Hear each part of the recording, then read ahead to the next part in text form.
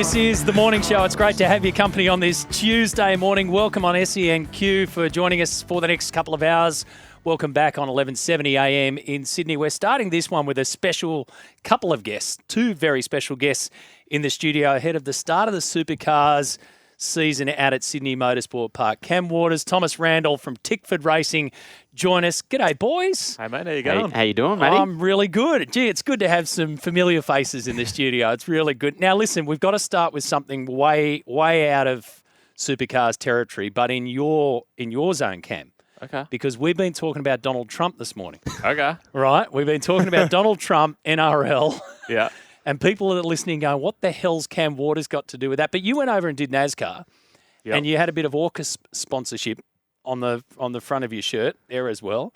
So give us a little insight. Have you got a line into the White House? We've been sending emails this morning.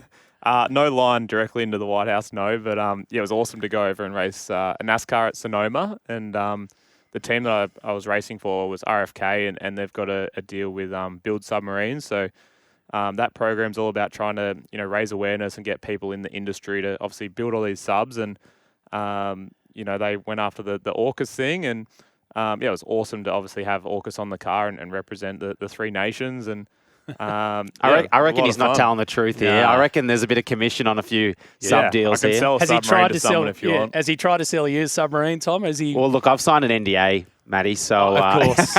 Tom may or may not have a may or submarine may on not the have way. a sub. Fair enough. Okay, that's enough politics. We don't need any more politics. But listen, season 2025's ahead of us. You guys have been really busy. You've had a drive across the Sydney Harbour Bridge. Cam was behind the wheel for that one. The promotion building up to 2025. We've got a lot to unpack here for this season because it's going to be very, very different. So first of all, let's start with the pre-promotion. Now, Thomas, I'm going to put this one to you because there was a bit of a drive sort of filming day at Bathurst in your car with a driver in your suit, but it wasn't you driving the car. It was old mate here next to me. Crazy, right? I don't know what happened there, but no, look. Kicked him out. Yeah, kicked me out. Now, that was actually the Bathurst 12-hour weekend, and Supercars they were still doing some testing, so they used my car and I think a Team 18 car, and Cameron was kind enough to take the keys off me and drive my car at Bathurst, even if maybe Supercars requested it. But it was sort of the perfect opportunity to launch our new livery. And yeah, because I couldn't drive it, I just gave him my helmet, my suit, said, here you go. And it was a bit weird. There's actually a photo of me talking to him and he's wearing all my gear. And it's quite strange. It was a bit bizarre. Yeah. What was more bizarre then for you, Cam? Was it doing that? I mean, you're very used to that kind of stuff and having to do things for filming and all that business. Or the Sydney Harbour Bridge, I remember when Mark Webber did it, as you pointed out, Tom, in the Williams, and they shut the whole thing down, but there was 7 cars going across the Harbour Bridge. It's great promotion, but what people don't understand is when you drive your cars in a speed-limited area, they're horrible cars to drive, aren't they? Was it coughing and spluttering the whole way across the bridge? Yeah, our cars are built to obviously go fast and be 100% throttle all the time or zero, and when you're putting along at 40 kilometres an hour, they don't like it too much. But what an awesome way to obviously launch the season and to do it over the Sydney Harbour Bridge and pull up on the water in front of the Opera House was absolutely awesome. And a lot of media turned out and just really pumped to get into the year.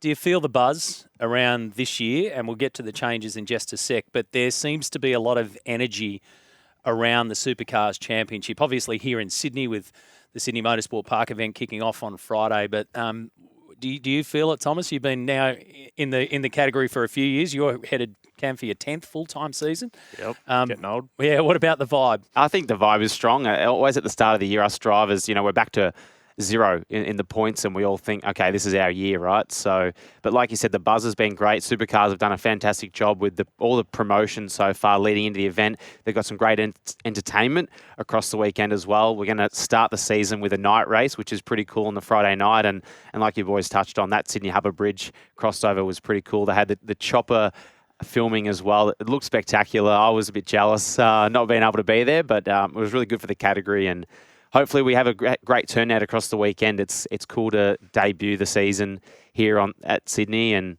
the Sydney government the New South Wales government's behind the event as well. So fingers crossed we can have an exciting weekend. How much have the cars changed from your perspective, Cam? I was there that day that you first drove up at Bathurst when you won the Shannon's TV special. You drove with Grant Denyer. You remember you hightailed it up the top there. It was I remember that. It was crazy. Were you still on your L's then? I was. Yeah. I drove up to Bathurst on my L's, did the biggest race of the year, and then drove home and sat for my P's. I don't know do you remember this, right? I went into the garage. So what session was that when you got up the top, you lost it? Yeah, that would have been like practice 4 or 5. It was raining. Yep. Just dried up. Yeah. So I went into the hang on, don't blame. I went into the garage to find your old mate Denyer, right? Just to say good day. And I remember you were in there and you were looking at some footage on someone's phone. Yep. Somebody had done it. And there was like 2 or 3 people standing around looking at this footage. Yep.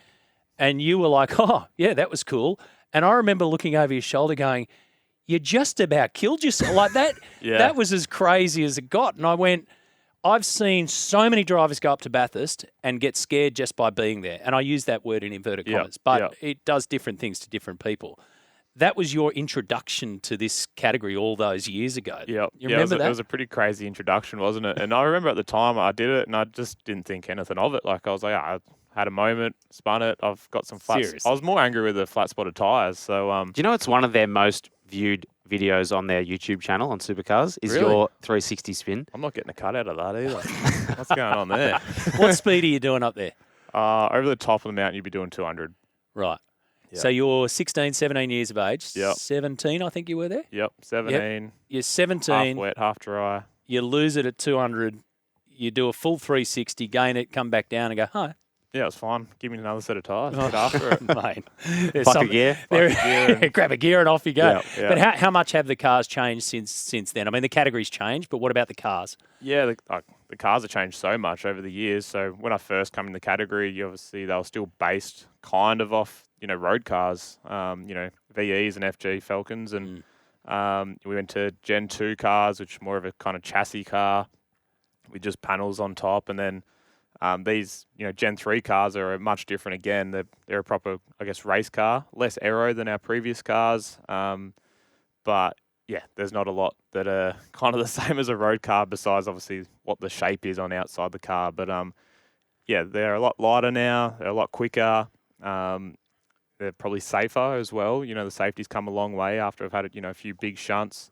So yeah, the cars have definitely evolved over the years. The interesting thing about both of you guys is that throughout the courses of your careers up to this point, you've gone through various categories, but you've also won various categories. And we just referenced Mark Webber there.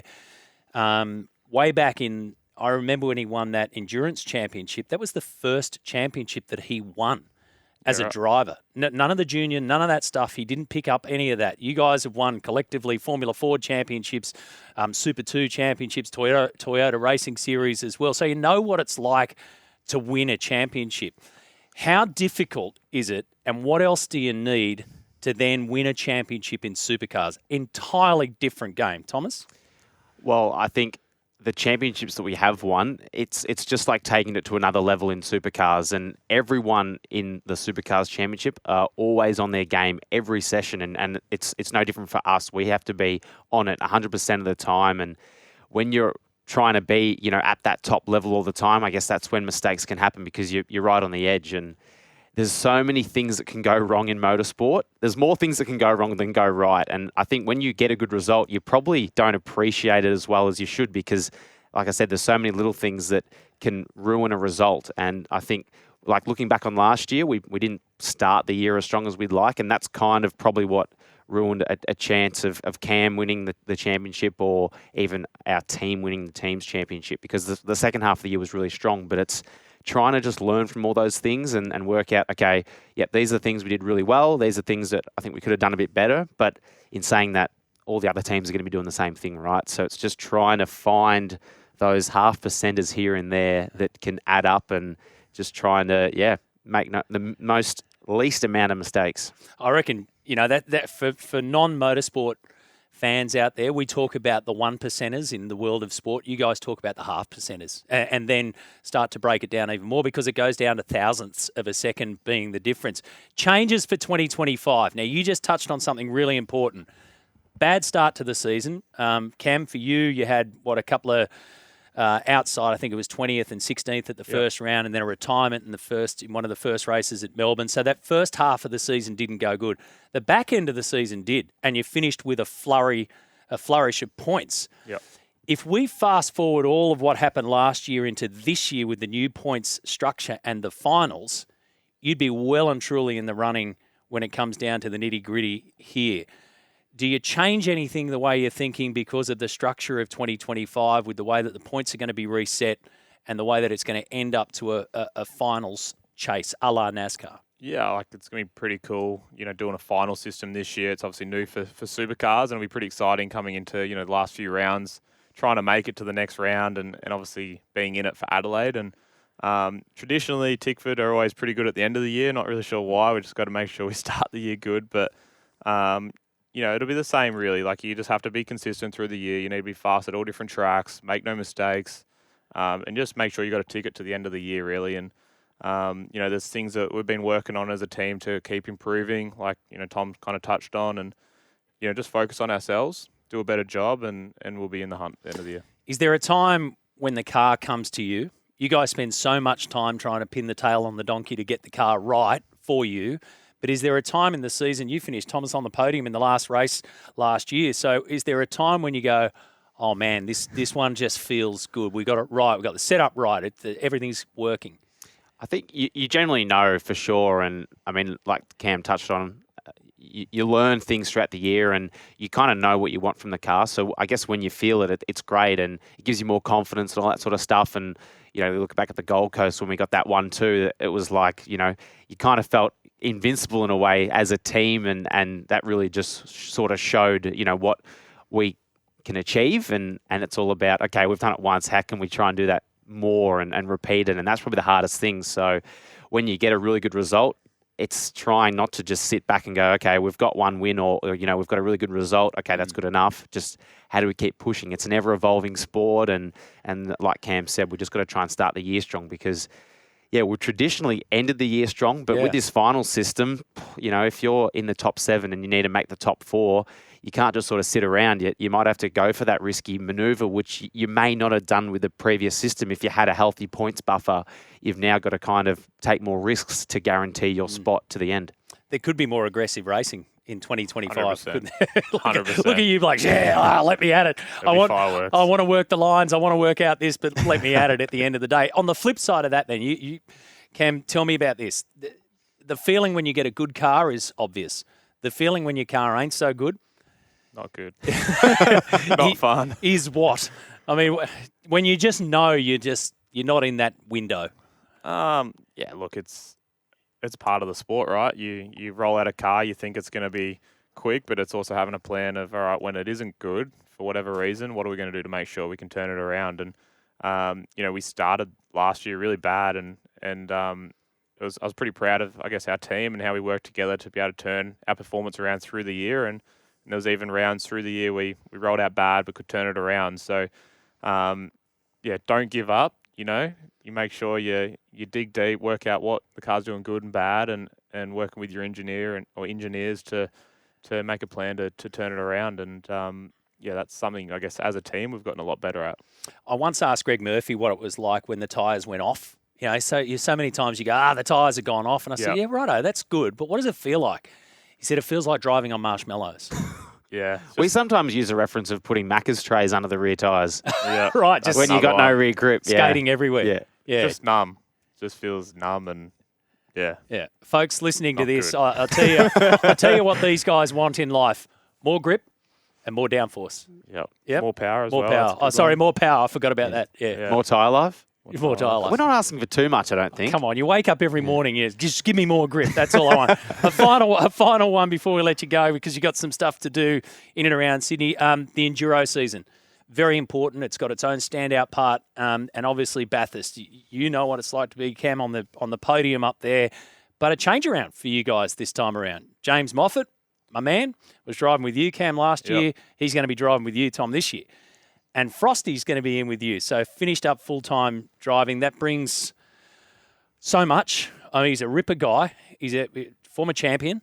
And the experience that he brings to the table and the level-headedness that he will bring to the team, I think will be absolutely enormous for you guys. How's that going to work out? Yeah, I guess we've definitely got the best enduro lineup out of the whole category for sure. You know, Moff's a legend of the sport, and he drives the cars so bloody well. So it'd be awesome with Tom, and then obviously to have Frosty come back to Tickford is really cool. Obviously, when I went into the main game, I was looking up to Frosty and trying to bleed him as much information I could to try and improve myself. So it's sick to be obviously teaming up with him for Tailem Bend and Bathurst, and we're going up there to win some races. All right. What about you having Moff? He's very, very pushy. He's very demanding. I mean, I worked with him all last year. He's actually not too bad, I've got to say. So, no, I'm enjoying the work with at the moment, yeah. Or I could say the same with you, you know. Yeah. No, I'm looking forward to teaming up with him. I think this will be his 8th year with the team, which is pretty exciting. So great continuity there, and he knows the whole team really well, and he's just a great guy to be around and pretty relaxed, you know, which is good. And keen to see how he fits in the car. He'll be doing a few laps tomorrow at the test day, as will Frosty be in Cam's car. So I think most teams will have their co-drivers there as well. So yeah, keen to see what he thinks. Size-wise, I'm just thinking like there wouldn't be much difference, would there? I mean, Frosty's maintained his routine. He's as thin as, so he'll just slide on in. And size, I reckon Moff's probably more your size than Cam's. I think he's already had a quick sit in it, and so far seems pretty good. So we'll make life hopefully easier in the pit stops and the driver changes. Lay off the burgers, Moff, if you're listening. Lay off the burgers. Hey, boys, thanks for coming in. I know that you guys have been busy. Looking forward to the season, obviously, and best of luck out there. Have a ripper. You're great ambassadors for the sport. Love talking to you. So thanks for your time this morning. Thanks for having us, man. Thanks, Cam mate. Waters and Thomas Randle joining us. The Supercar season kicks off this Friday. The first race is this Friday night, then racing Saturday night as well, Sunday afternoon out at Sydney Motorsport Park. It's the Thrifty 500, so get into it any way you can, and the season's going to be an absolute beauty. We're back after this.